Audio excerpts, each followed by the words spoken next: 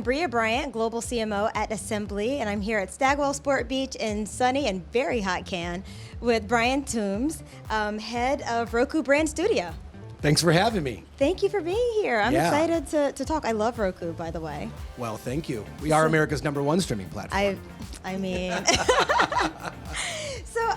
tell me a little bit. Like, to start off, I would love to know a little bit about your role and what you do over at Roku. Yeah, so I lead the brand studio, which has two core components. One is we act as liaison between our brand partners and all of our content. So I'm on the content leadership team, reporting into Charlie Collier, our president.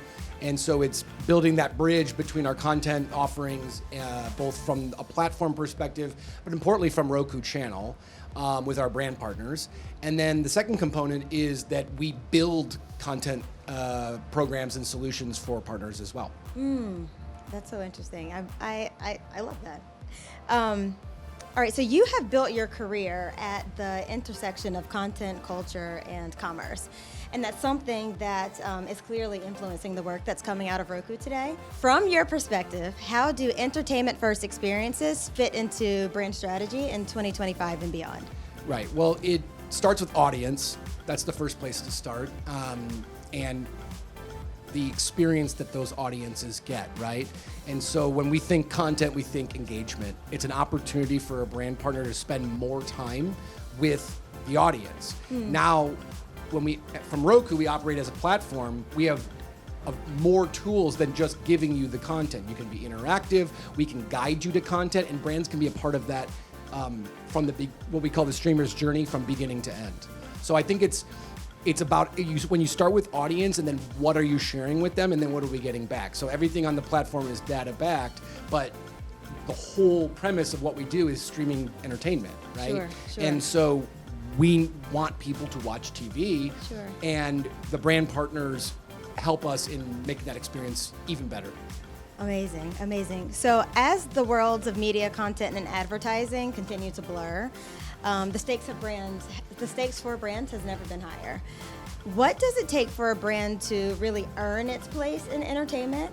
And how does Roku's approach to content make that possible for advertisers?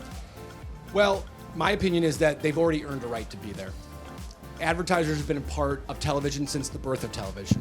In some ways, that is the purpose, right? We generate entertainment to create an audience, and then that we bring that audience to our brand partners. So they're already there. At Roku, again, it's about how do we get you to the programming that you want to watch.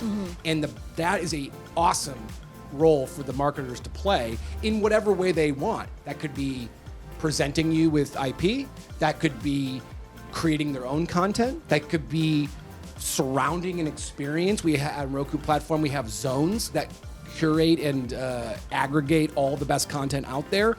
If you are providing that as a marketer, there's a lot of different ways in all of those opportunities that you can get your message out. Well, that's an excellent segue into my next question, which is all about collaboration. Yeah. We're seeing more fluid, co-creative partnerships between platforms and agencies and brands. In your view, what defines a truly modern and effective partnership within this ecosystem? Yeah.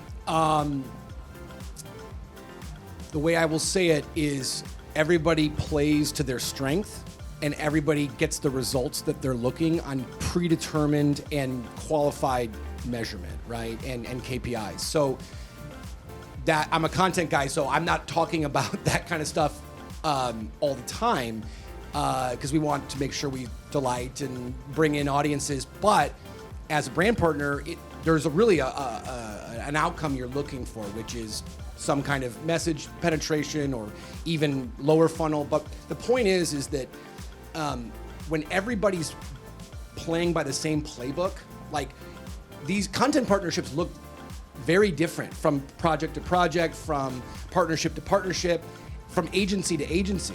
What are your goals out of this? Okay, well then we can adjust that to fit your needs, okay? But we all have to sing from the same songbook, right? And that is how it gets done these days, where it's not just one thing. Like programmatic is how you extend a moment, for example, right? All the different pieces of the media ecosystem can surround content and make it fulfilling for everybody involved. So speaking of the media ecosystem being more than just one thing, and you being a content guy, a content guy, as streaming platforms continue to expand their role as both content creators and distributors, how do you envision the role that brand partners will play, like evolving within the TV landscape? Well, I think they're going to get moved up in the process, and we're already starting to see that. Marketers, brands, agencies, holdcos all have a right to be involved in the genesis of content. And I don't mean reviewing scripts, although we can talk about that if you want. Yeah. It's about the process of how and why do we bring entertainment to audiences. They have a right at that table. I'm a firm believer that brands, like I said earlier, already have a place at the table, and their superpower is they're very good at marketing. That's what they do.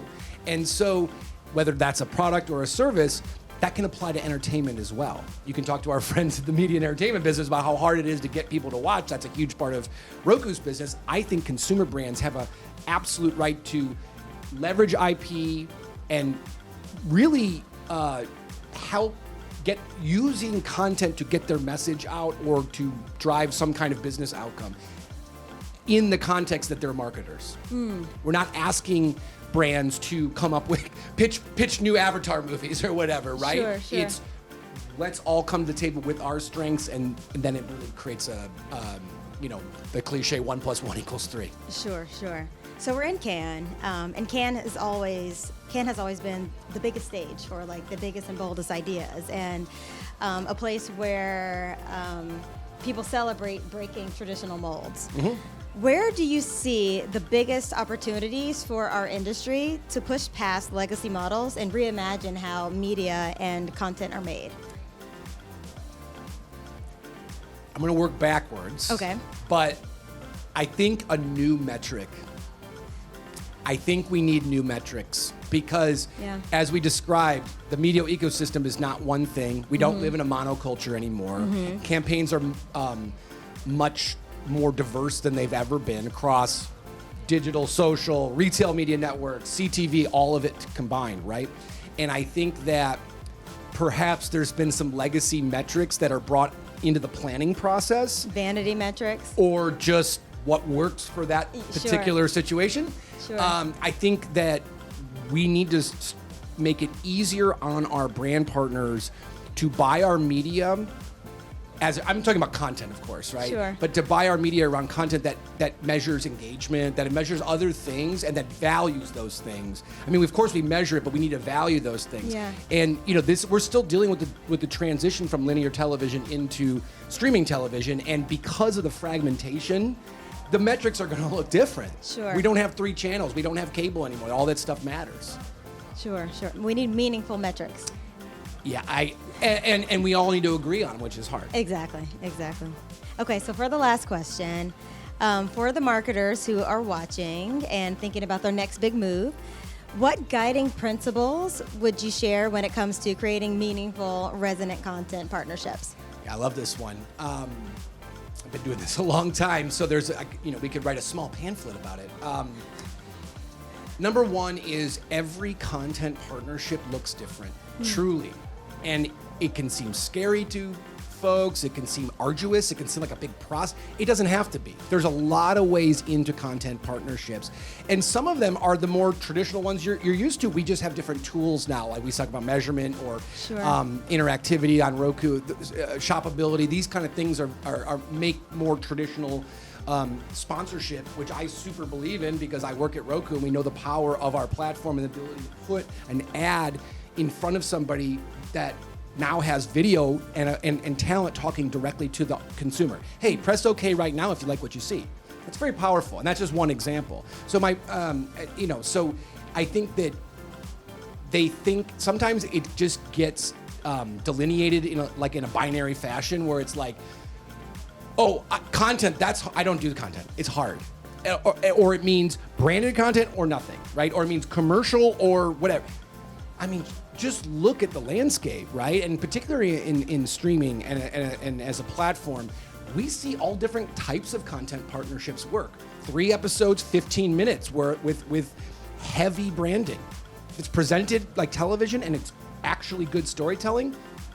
Consumers, particularly on an AVOD service like Roku channel, they don't blink an eye because I'm watching TV, so this is good. And then, oh, wow, this brand partner made this possible for me. And I get what they're doing. I think that's another principle is that don't give the audience credit. Treat them with respect, that with intelligence, right? Because they know what's going on here. We're not trying to hide it. We're not trying to run away from it. Yeah, we partner with a brand. It's really great. And here's why. There's certainly room for everybody when it comes to partnerships in content, particularly on Roku. Sure.